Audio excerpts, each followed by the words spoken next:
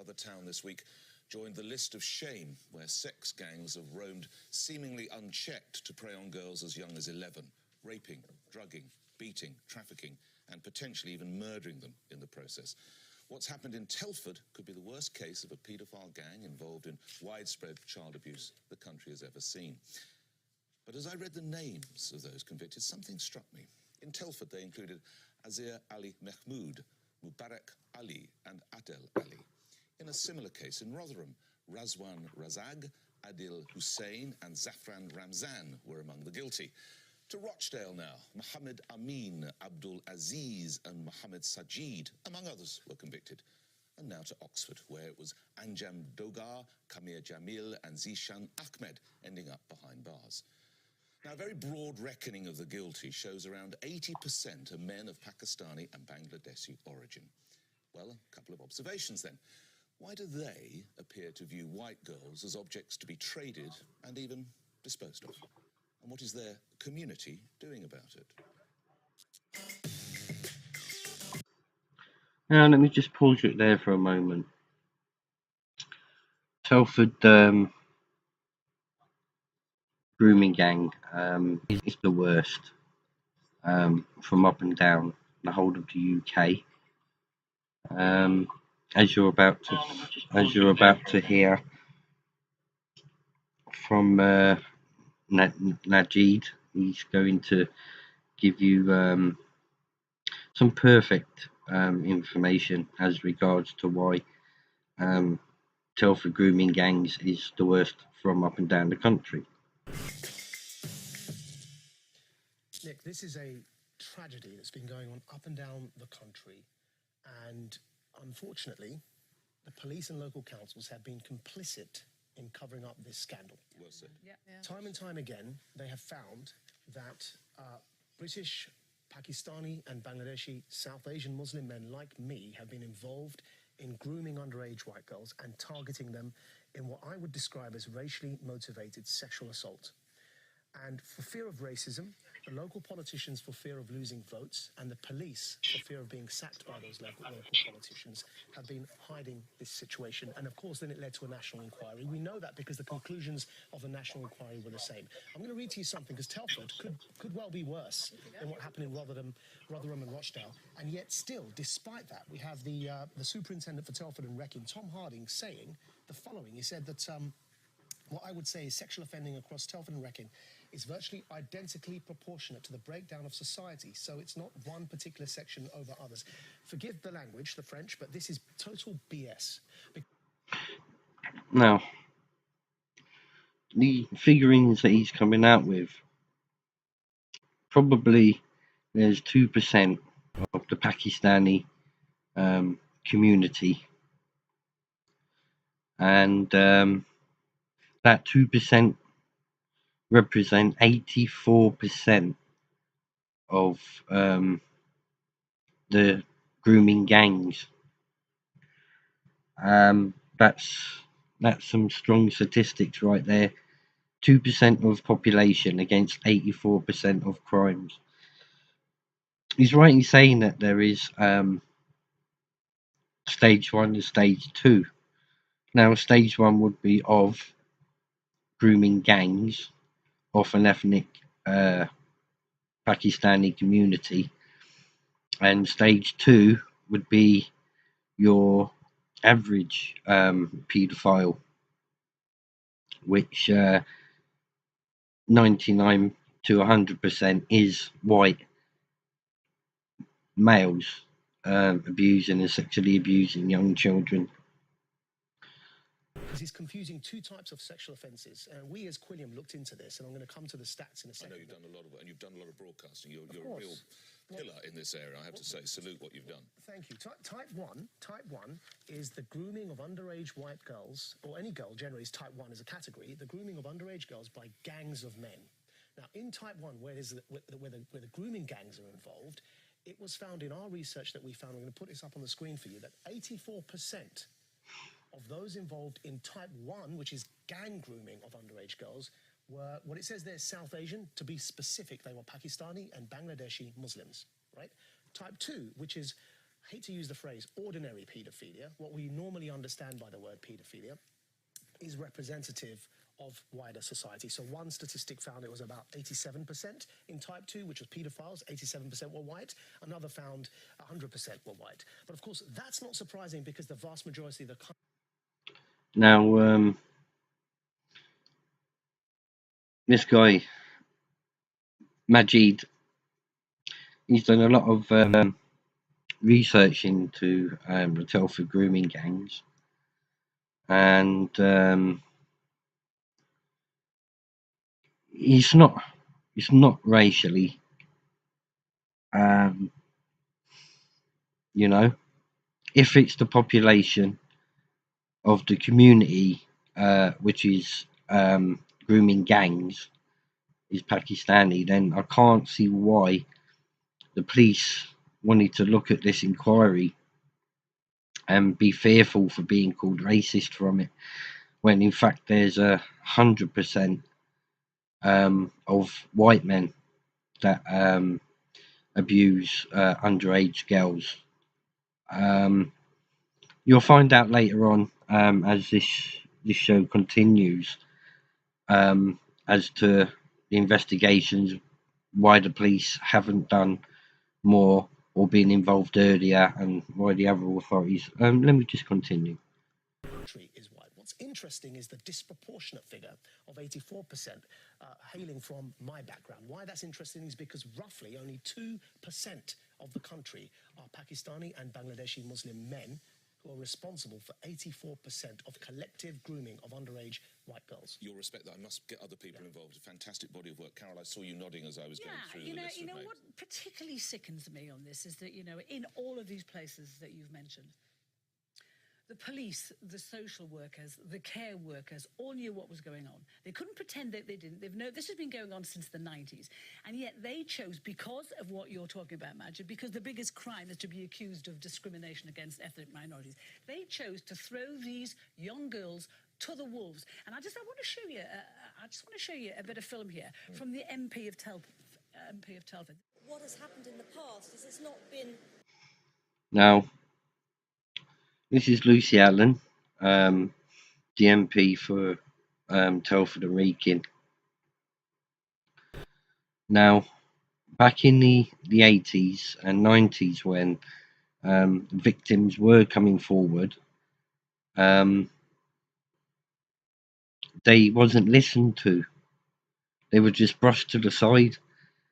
Now, Lucy Allen knows there's more that could have been done back then. They should have listened. The MPs should have listened. And she's saying now, the children coming forward, and something will be done about it now. Well, things should have been happening back in the 80s, you know, and the 90s. You know, I don't understand why everything was brushed underneath the carpet. Victims were coming forward, you know, but they just wasn't being listened to. Clear both to local authority or to the police that what is being reported is a crime. And I think procedures have improved. I think practices are now different, but there are still young people coming forward who feel that their voices are not being heard.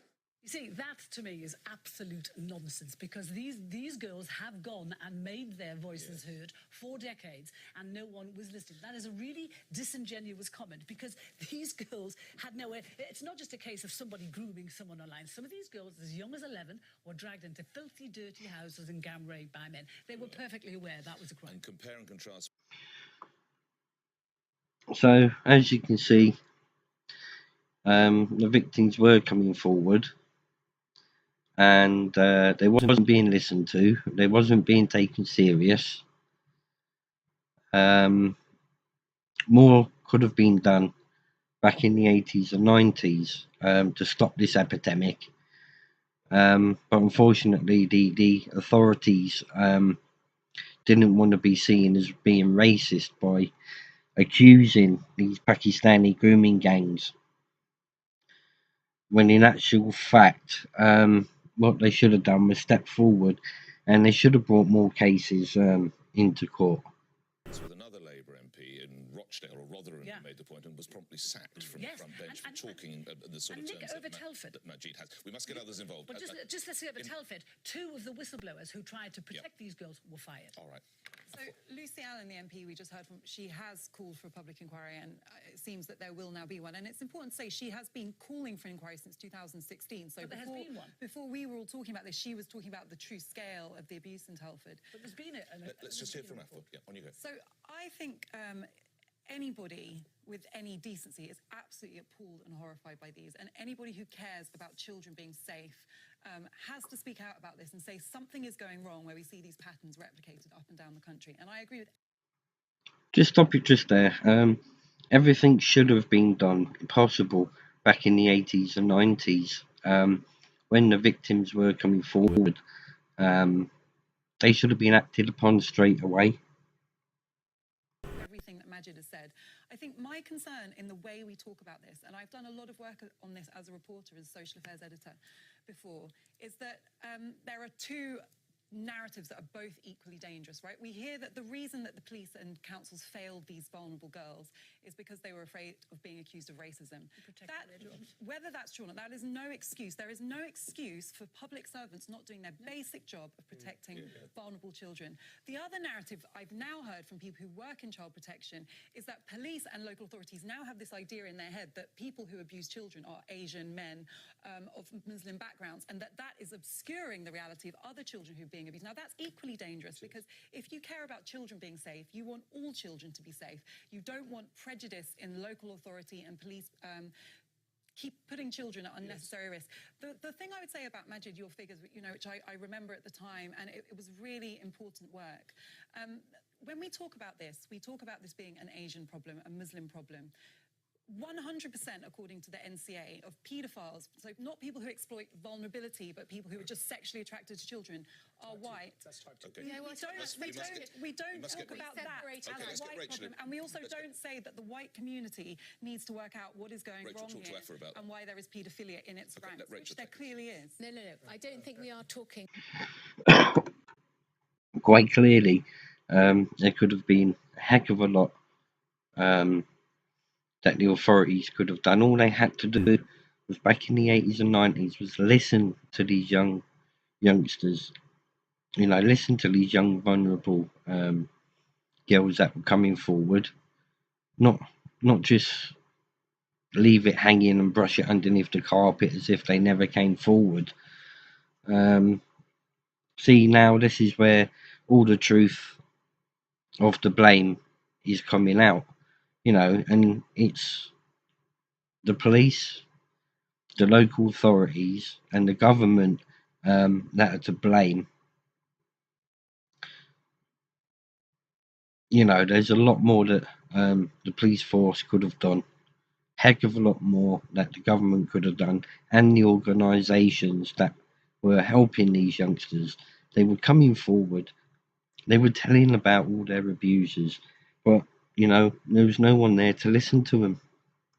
About type 2 paedophilia, which is white men who are attracted to children. What we are talking about is Asian grooming. I understand that, and but I think we need very briefly to say this is a class problem, this is a cultural problem, and this is also a language problem. Religion as well, by the way. Also religion, because firstly on language, these are paedophiles who are raping children. Okay, let's just accept that. These are not women, these are not girls in relationships with their abusers. And this some is of rape. The language around child prostitution is very damaging, because there's no such thing as They mustn't call the girl victims prostitutes. They are rape victims of rape. They are and children. They were dismissed in this case. Culturally, we have to understand why this goes on in this country. But finally, we haven't talked about class, and the reason why the authorities turned a blind eye and threw these girls under a bus or to the wolves was because they were, as it were, in an underclass. They thought these girls are out of education, they've been failed by social services. Honestly, if these were middle-class girls at boarding school, do you honestly think these children would not have been taken proper care of by the boarding school? See, failure within the social services. These are the people that was put in place to help and support youngsters in every which way, shape or form. there wasn't enough being done, and they wasn't being listened to. The police are just as much to blame, because they just simply didn't want to take it on for fear of being called racist. And as you can quite see, it is not just aimed at one community within the Pakistani community.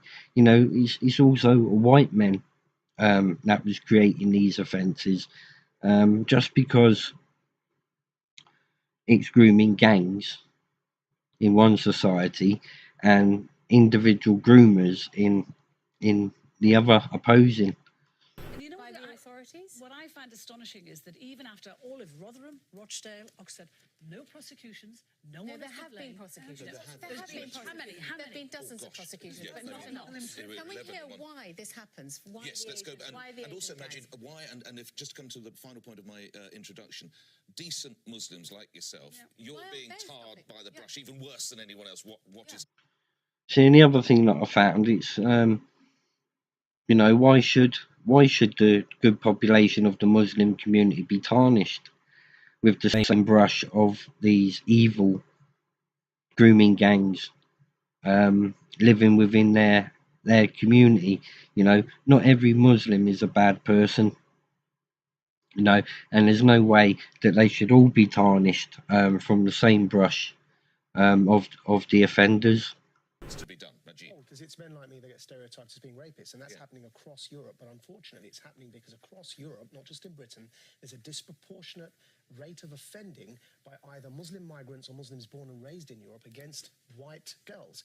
And there are class reasons to it. There are patriarchal reasons to it. Why it happens in Muslim majority nations is largely due to the social conservative attitudes in society and their patriarchal and misogynist attitudes towards women, and also cultural elements kick in. Now, for example, fundamentalist interpretations of Islam believe that as long as you have consent of the father, there's no underage, there's no pre-puberty, there's no limit on marrying a girl. They refer to the Prophet having married a 9 or 11-year-old, depending on the age of reference. Right. These attitudes must be challenged and they must be addressed.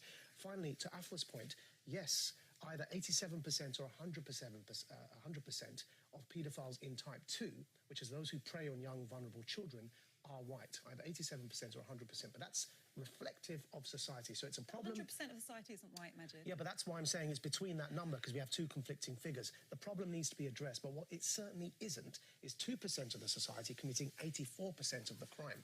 That has to be addressed as a category on its own. Now, the police haven't been doing enough, nor have the politicians yet. This week...